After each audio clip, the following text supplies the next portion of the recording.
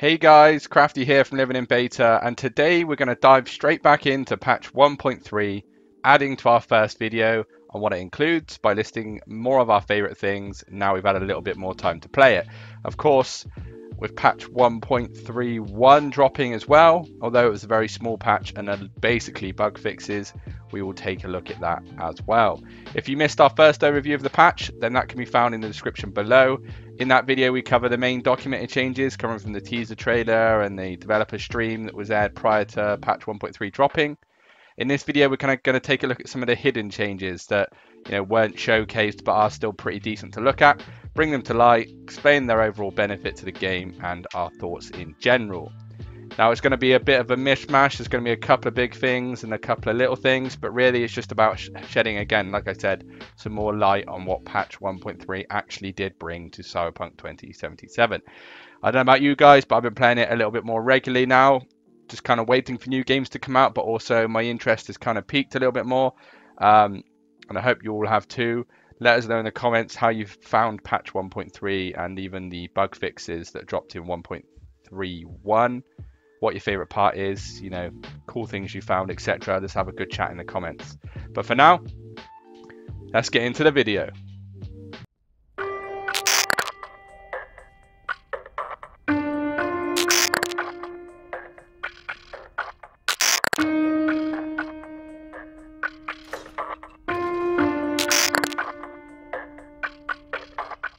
So when we talk about the hidden gems of patch 1.3, we can't go any further than looking at the Optical Camo cyberware that was not really shown anywhere in the notes or the videos that came out. Now, I think the main reason for this is this was data mined back when the game released in November, and this was probably one of the most iconic cyberware that people were looking forward to using in game. It has a massive amount of benefits, of course. But they put it in patch 1.3 and it's working brilliantly. I've been using it on my new playthrough, and it really gets you into fights in a great way and also out of a bind if you get stuck. So first, in terms of location, we are sitting at the southern area of Santo Domingo at the classic Ripper Dock down here, near the fast travel point being Rancho Coronado East. Now this Ripper Dock, the reason why we're here, he sells the legendary version of this cyberware, coming in at 35k eddies with a higher duration, which we'll go into in a second. You can also buy the rare version here as well, coming at 15k eddies with a lower duration. If you also want to pick up the rare version though, you can also go to our favorite spot in Pacifica to the Ripper Dock there, closest fast travel point being Grand Imperial Mall, or there is definitely one closer. Just on this character, I have not unlocked it yet. And then for Epic version, it's coming in at 25k. Obviously a slightly longer duration than the rare version, and you're going to want to fast travel to the Kabuki market here to go to the Ripper Dock over here. That's very handy as always. Now, looking at the cyberware itself, we're going to go into this, what looks like a shed. What a fancy shed. And we're going to use the integumentary system that I don't like saying, but do like moaning about because there's not much choice in there with cyberware. Now we have choice. You come into here where I've obviously got the one Lego that was about before patch 1.3 dropped, and that is the increased armor by 200. But now we have the Optical Camo. So this grants you invisibility for 15 seconds with a cooldown of 60 seconds, and it assigns to the quick slot where you would usually throw your grenades.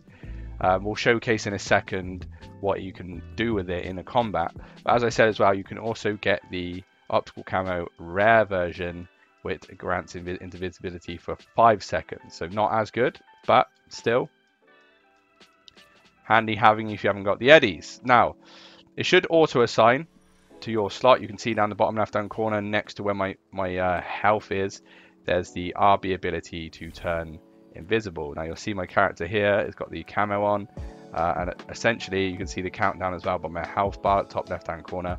Essentially no one can see you, or they kind of get a feeling someone's there but not quite there with this on, and then you have a 60-second cooldown when you come out of it.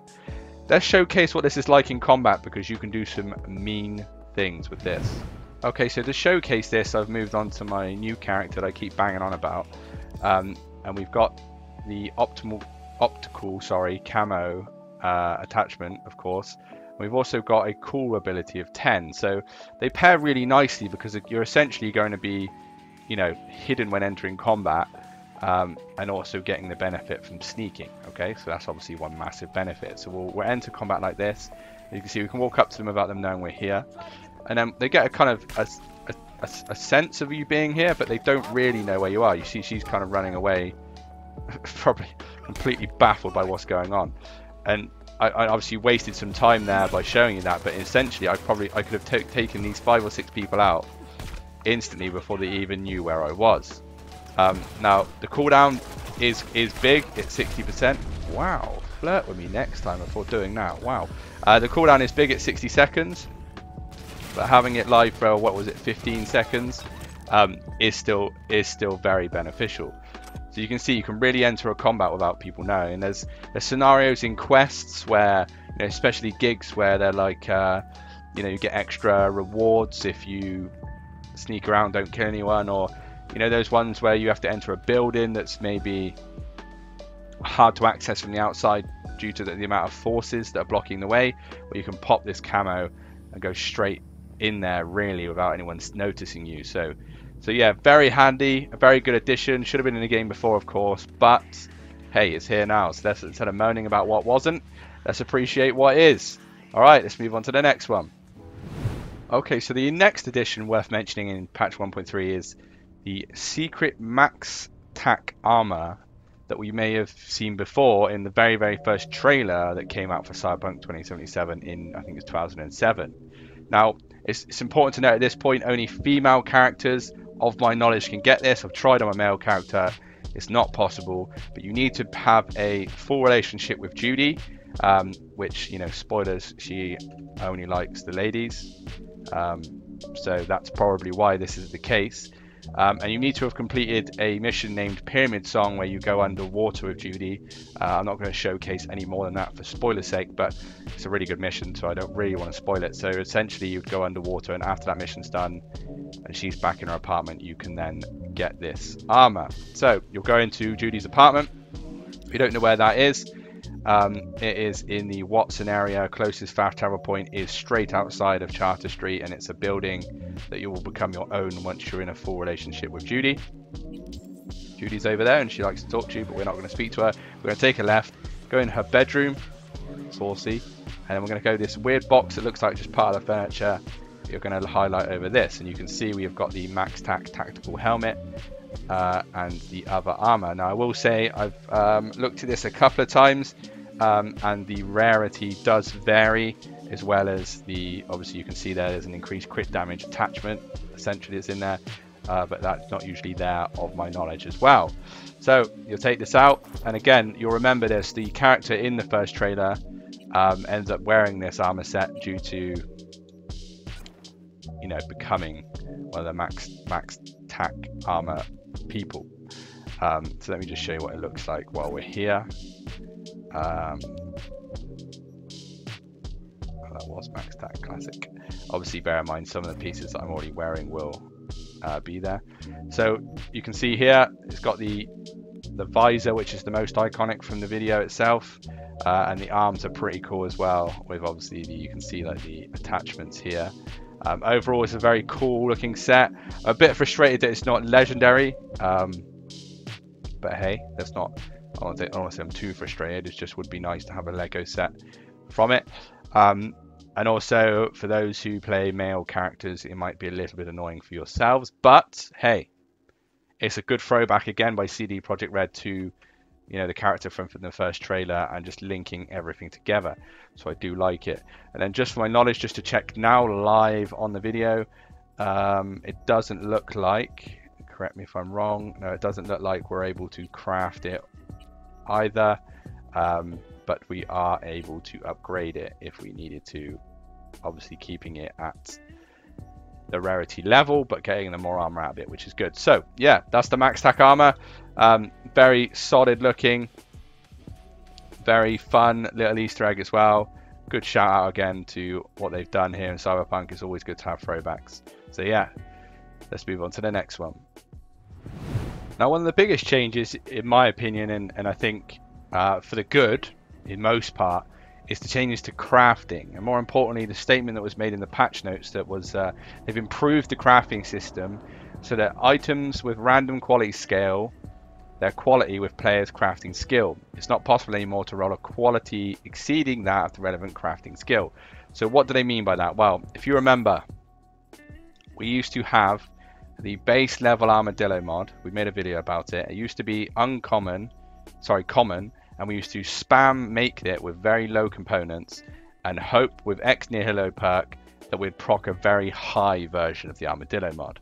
Okay, now at the moment that's not the case. So you'll see that with the armadillo mod now, it comes in at different rarities. Now I've got it here crafting spec wise at epic.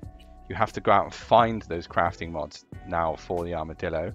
When you pick up the crafting mod for armadillo in the location that we usually took you to for the armadillo mod guide, to pick up the common version of that, that will be now starting off at uncommon. And essentially now I can only craft an epic version of this because my crafting level at the top left hand corner is 14 and my tech itself is only 15. Okay, and obviously I've unlocked the grease monkey perk. Now that does mean, not that I've tried it yet, but assuming that's the case, once you've unlocked crafting at 18 and had your crafting level up to that, you will be able to craft the legendary version of the armadillo mod, which is great. Now, of course, I spoke about the X near Hello perk, which grants you a 20% chance to craft an item for free. That used to proc things as well, weirdly, which obviously was clearly broken. So having this in game essentially does add to things and makes you, you work harder for your items instead of just becoming a crazy, level of armor at an early level. And this goes for most things in game as well. I just wanted to focus on the armadillo mod because this is something that we used to make the most out of to make our characters, much more powerful than it would be at that level. But yeah, just bear that in mind. Now it's really focusing on that crafting being at a certain level and being able to not exceed that too much. Yes, I've got specs here for legendary, but that's just because that's what you pick up throughout the game. Okay, so bear that in mind. But yeah, apart from that, on the crafting one as well, they did add more crafting specs for knives. They added more crafting specs for cyberware mods, and updated a lot of components that required to craft some items. So they've made them cheaper or more expensive depending on what it is. A couple more balancing things as well, but in general, RIP the armadillo mod. But is it better? I don't know. Let us know down in the comments. Let's go to the next one. So this next one is a little frustration from me, just because I think people are very quick to jump to conclusions to what's been added to the game, but also I don't think the PR was that good. So if you all remember, whilst watching the trailers and DLC that's going to be dropping, etc., they kept bigging up how a new quest would come in where Vic would send you these 2 new jackets, and it would blow your mind because they're 2 new jackets in the game, right? Now that's true, and it's always nice to have more clothing, and improving clothing is always like a fun thing to have in game. It's a very visually strong aesthetic game, and you want to look good whilst doing things. Well, they actually added a hell of a lot more clothing, both specs and just clothing in general, different colors and things like that. So obviously this is my local clothing store right now because I'm just trying to be flashy, but instead of flexing like me, go to your local clothing store and I guarantee you'll find some brand new things that you may not have seen before to purchase, or at least crafting specs to look at that you may not have seen before as well. So once Zane stops picking me up, so you can see here already a crafting spec for the enhanced BD reef. I've never seen that before. A crafting spec here for a durable emerald speed polymide beanie. Especially this one, the Paris blue office shirt vest with reinforced seams. Now you can correct me if I'm wrong in the comments and get those tissues out if these are things that have been there before. But the point I'm trying to make is the various colors depending on style, various colors depending on dresses. Like these things are, you can buy the uncommon armadillo mod. Like these different things that they've actually added a hell of a lot more in game. They only showcased the 2 jackets just because Vic's quest was there, and it's important to note that it's going to happen. But check your local clothing store, clothing vendor.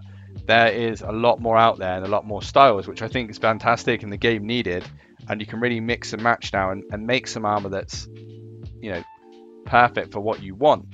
And look out as well for these crafting mods, because not crafting mods but armor mods, because at the end of the day I don't remember there being them so prevalent in stores. I know I've seen them around, but especially legendary versions, they're always fairly tough to get. So having to be able to buy bully here for, you know, barely anything, 636 eddies, and getting that big crit damage is massive as well. So yeah, overall, this one's a bit exploring for yourself, but check out your clothing stores around Night City. Look out for the new stuff. Send me some new stuff that you think would be really cool.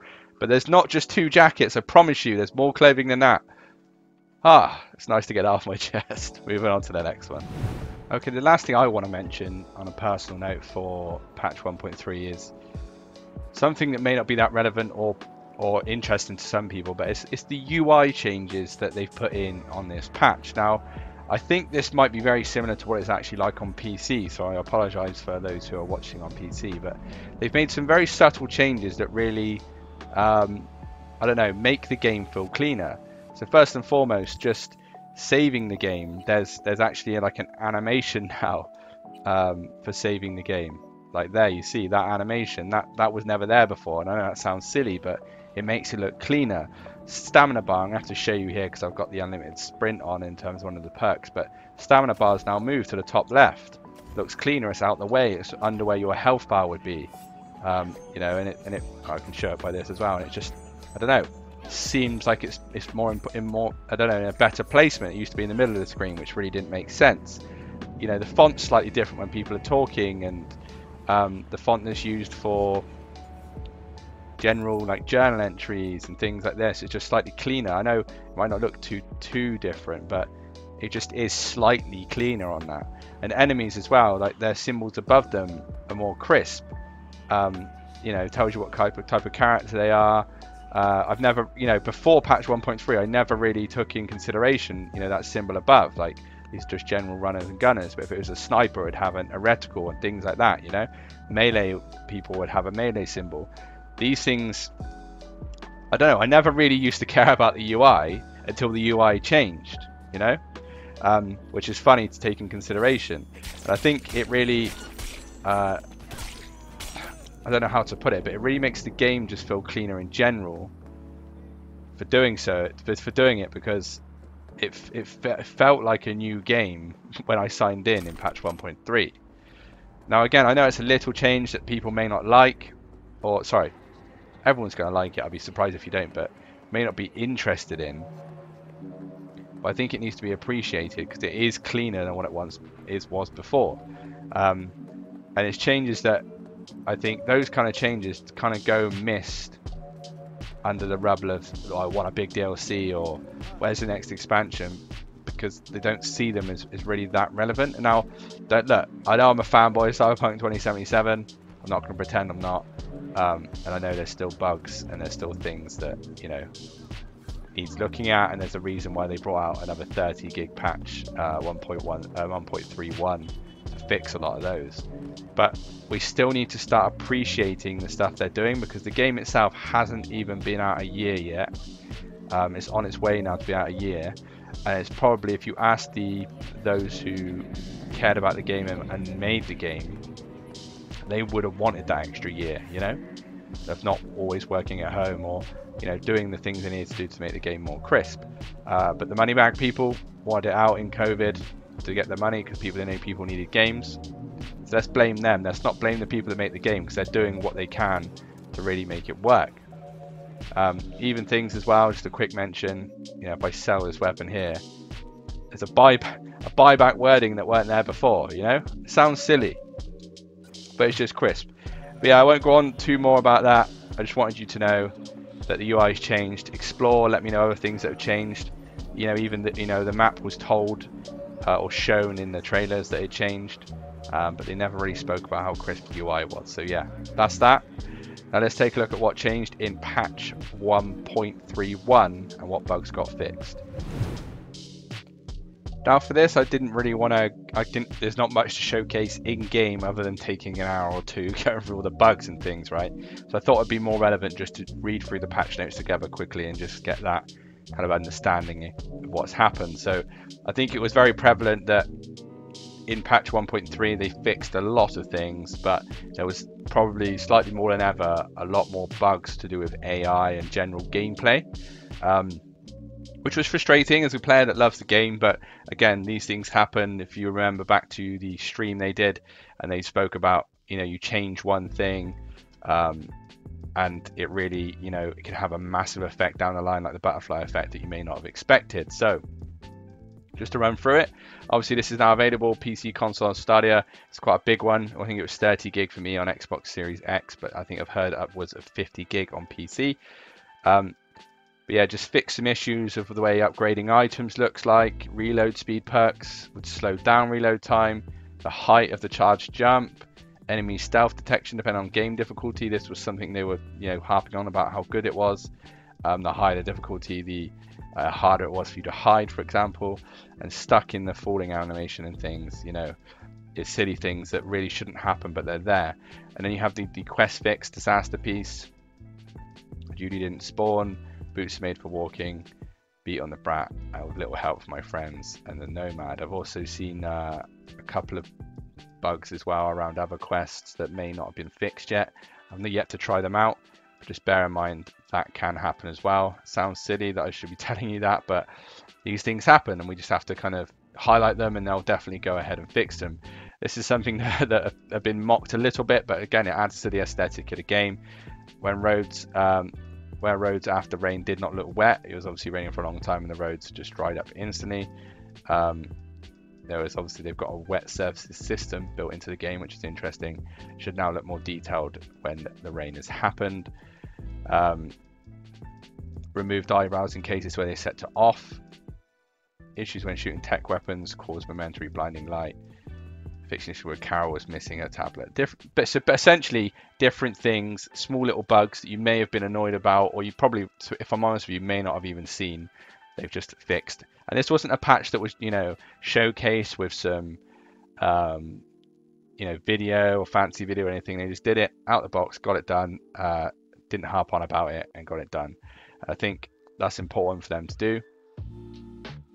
And I don't know, let me know your thoughts on these kind of patches. I'm always going to give them the benefit of the doubt, because the amount of work they're doing to fix the game, right? And the game is better now, 1000%. I think this is where we'll wrap up. The game itself is better, and this is like a part two, just showcasing that there is more to just what they said when they were showcasing those the things they were selling the patch to us with. There is actually more in the patch than maybe meets the eye, and no doubt down in the comments you can let me know loads of things that we've definitely missed, because there's stuff that I know about that I haven't showcased, or there's stuff that I may not have come up against yet, which is really handy and you may enjoy. But I think this game is going to be around for a while, and there's still things to come, right? There's smaller DLC to come. There's the 2 big expansions if they're going to mirror The Witcher 3. I think it's worth sticking around for, and I know that if we give them enough positivity, it sounds silly saying it that way, but enough positivity, and they read enough positivity, they're going to be more motivated than ever. Because this game is great. I've completed it a third time now. I'm looking at over 350 hours. It's just, I can't stop playing it, because every time I play it, it just transports me into a world where I would like to live and just, be in more than the general world that we're in. So I think we need to give it a lot of respect for that. Appreciate what they've done. Appreciate what the future holds.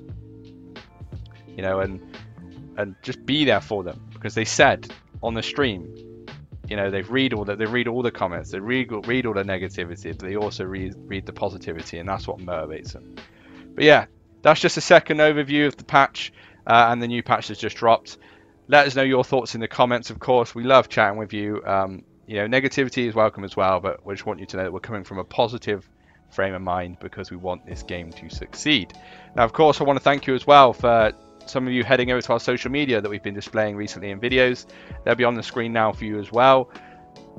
Come over if you want to have a chat in a different place, or you want to see what's upcoming, because we have a lot of new things upcoming. Come follow us over there.